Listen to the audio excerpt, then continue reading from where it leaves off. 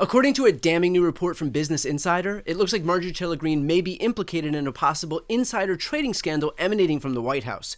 Per Business Insider, in the hours before President Donald Trump announced a 90-day partial pause on a slew of new tariffs on foreign goods, he declared on social media that it was a great time to buy. One of his loudest allies in Congress had already gotten the message. According to a disclosure made public on Monday, Representative Marjorie Taylor Greene plunged somewhere between $21,000 and $315,000 into the stock market on April 8th and April 9th, investing in 17 different companies including Apple, Elon Musk's Tesla, Nvidia, and Palantir. Trump's tariff pause announcement sent markets soaring on April 9th, and anyone who purchased stocks in the final hours or days before Trump's announcement would have seen significant gains. Now, Greene was asked for a response to the allegation and responded that she signed a fiduciary agreement to allow my financial advisor to control my investments. Quote, all of my investments are reported with full transparency. Of course, I suppose the legitimacy of that claim depends on whether you believe that she had zero contact with her financial advisor, which may be true, and it was just lucky and coincidental that a member of Congress's financial advisor happened to time the market exactly right in the middle of an economic collapse that virtually nobody else was able to see.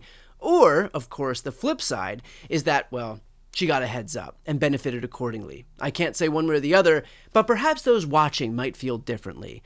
And by the way, isn't it interesting how these Republicans like Marjorie Taylor Greene frame themselves as these working class champions, all the while watching their net worths undergo meteoric increases while they're in office? Estimates suggest that Greene is worth somewhere between $7 and $36 million. How many people in Greene's district do you think see that kind of money? How many of them felt financially secure enough to drop between $21,000 and $315,000 into the market in the middle of an economic collapse? Take all the time you need with that one. Now, AOC had weighed in on this issue a few days ago, perhaps referencing Greene herself when she wrote, any member of Congress who purchased stocks in the last 48 hours should probably disclose that now. I've been hearing some interesting chatter on the floor. Disclosure deadline is May 15th. We're about to learn a few things. It's time to ban insider trading in Congress. Now, the benefit for Greene and the rest of this administration is that there will be no investigation into her actions at the hands of Trump's DOJ, Trump's FBI, and Trump's SEC.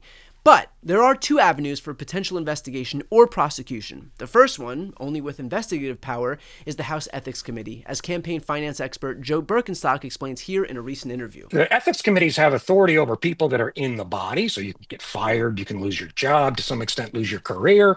That's rare. Or it takes in the a case lot. in the case of today's Republican Party, just get promoted up to attorney general or something. Like you get a cabinet position out of this.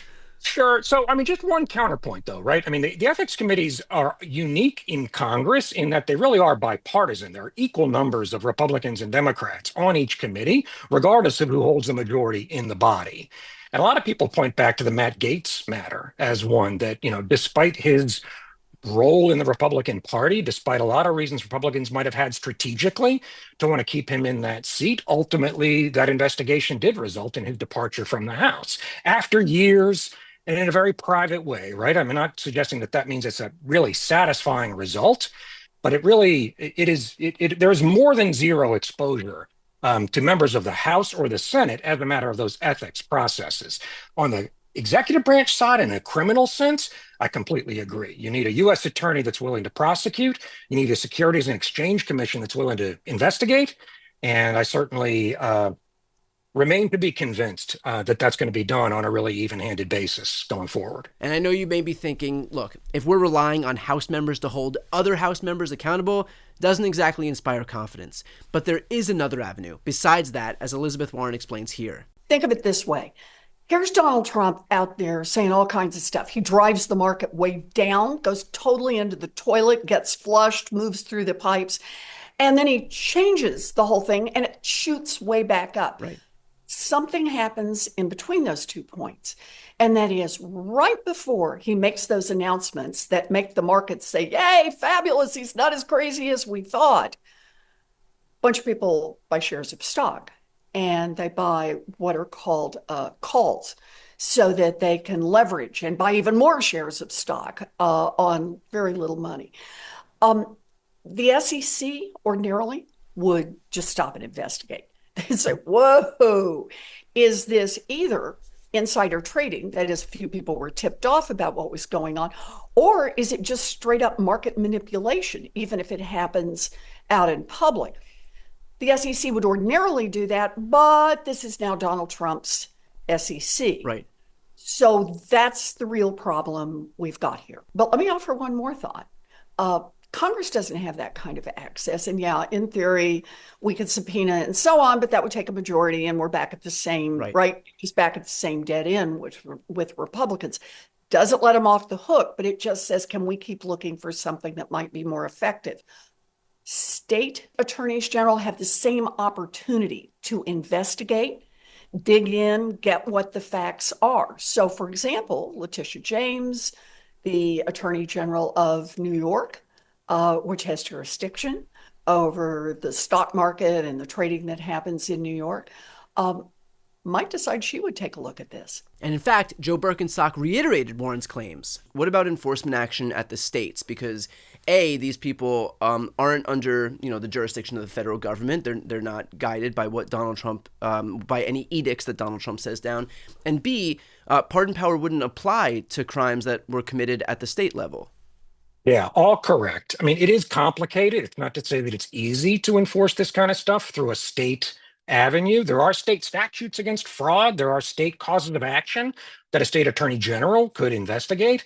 They will ultimately get into zones around preemption of federal law, right? Under the Supremacy Clause, federal law is the supreme law of the land. Right. But there's a long body of law that recognizes states still have a lot of latitude to enforce their own laws, as long as it's not directly conflicting with the outcome under federal law. And are there statutes that are different enough that they couldn't be that the federal government couldn't come in and basically Bigfoot the states by saying, no, supremacy clause applies, we're going to prosecute this, or not prosecute this?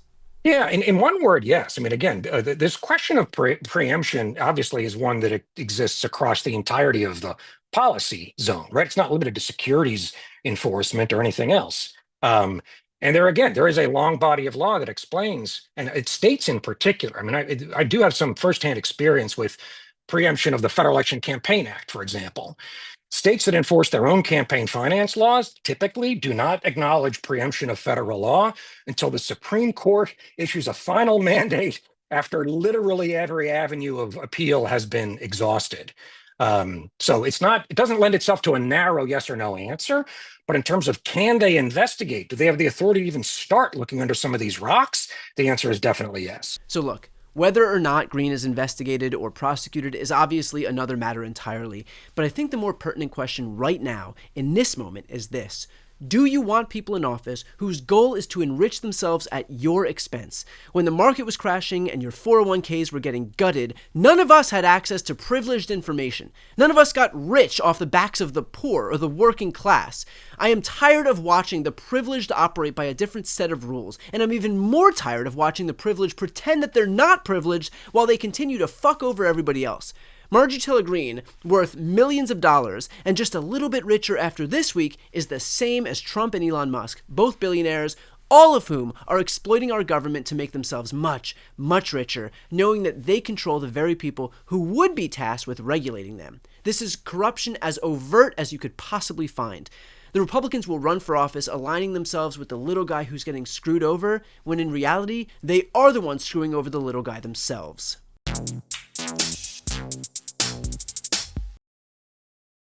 Before you go, first, if you enjoyed this content and you want to see more and support independent media, please subscribe to this channel. The subscribe button will be right here on the screen. But second, the reality is that we're now in a political environment where this administration can lean on any of the social media platforms to suppress certain voices if they don't like critical coverage. That means my longevity here is in the hands of a few tech billionaires who are already making it clear that they're willing to cater to this White House. To that end, signing up for my newsletter is a great way for me to be able to reach you directly if that ever becomes necessary. I'll put the link on the screen as well, so please sign up. It's completely free, but there's also an option to do a paid subscription if you'd like to support my work. I really appreciate it. Thanks so much for watching.